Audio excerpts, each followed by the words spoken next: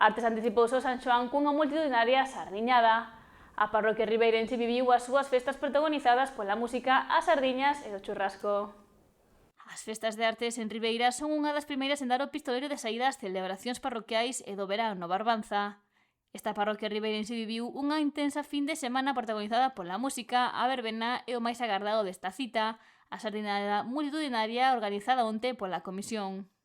Nada, unhas festas familiares porque prácticamente axudamos todo o mundo. Primeiro unha comisión que do centro recreativo pide por toda a parroquia, colabora todo o mundo, na iglesia tamén. E despois juntamos cerca de 100 personas para dar este magnífico espectáculo de sardiñada, churrascada, xurelada,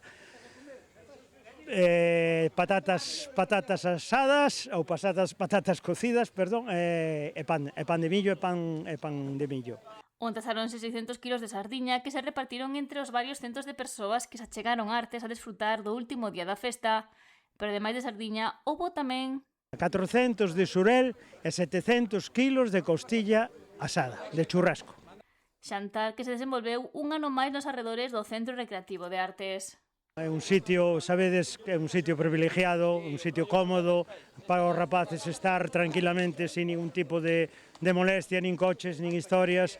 O sitio é amplio, con árboles, é moi cómodo, e claro, eso sí, a xente ten que estar á cola para coller o produto, non poden saltarse nada, como vedes, aquí non ven ninguén, só somos nós, e levamos a mercancía todo para baixo, e come a todo o mundo que queira.